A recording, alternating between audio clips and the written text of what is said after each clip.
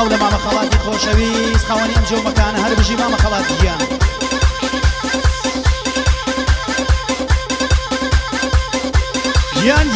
گیان کاکە سامانی کامریە دەی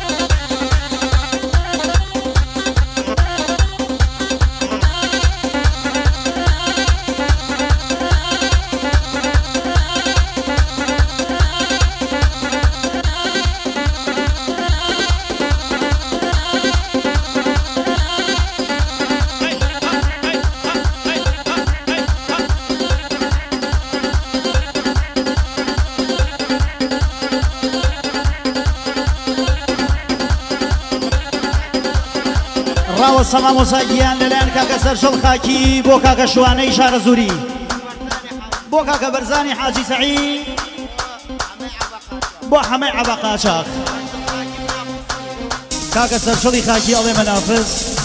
نییە ناکو ئەڵێ بابەتە پێشۆ دەی گیان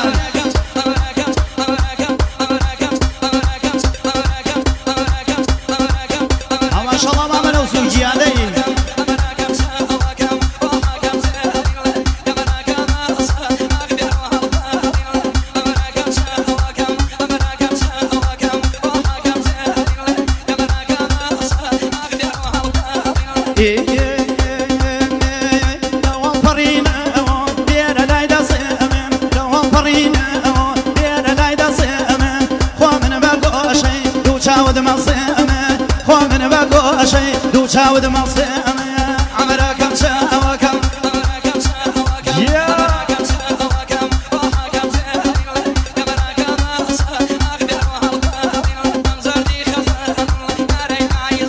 کاکە سەرشەڵ ئەڵێ مەنافز بابێتە پێشەوە سەڵاوی لێبێ ژیان مامۆساوریا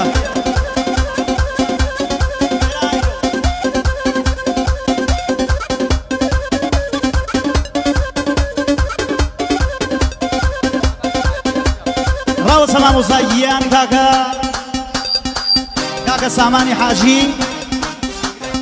ئەکرەمی خۆشەویست بۆ کاکە ڕێبەری عومەری کاکە عەلی حەمەی حاجی عەبدوڵڵا کاکە سەرشەڵی خاکی ئەڵێ مەنافز بابێتە پێشەوە سڵاوی لێبێ بۆ کاکە ڕزگاری حاجی فایق بە تایبەت و خصوصی سڵاوی لێبێ بۆ کاکە سەرکۆی مامە عەبدوڵڵا بێنە پێشەوە بۆ مەنافەسە سڵاویان لێبێ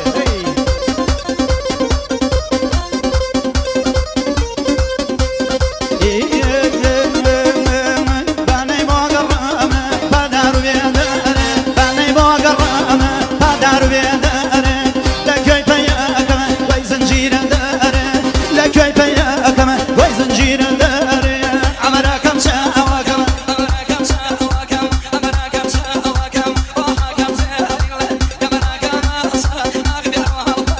کاکە ئاواتی حاجی عەفو مامۆساییان کاکە ئاواتی حاجی حەمید ئەو خەڵاتە بۆ چاوەکانی بوو کوزاوە بۆ سەر جەنگیوانە بەرزەکان ژی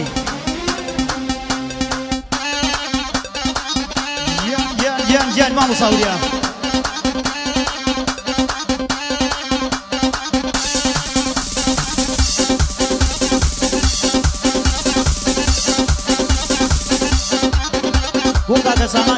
هاوکاری عزیزمان بۆ فەیزەکەی کاکە سامان سڵاوی لێبێ بۆ ڤیدۆلاوی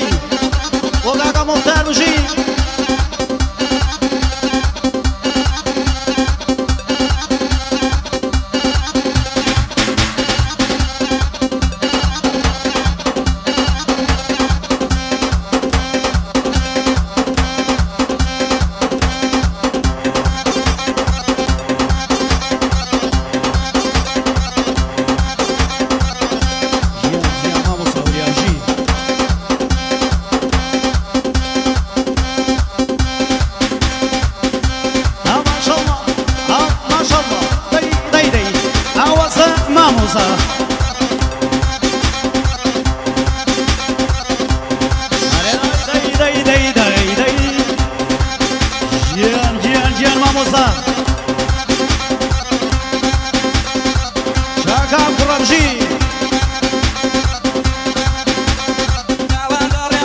همیشه نگریم جی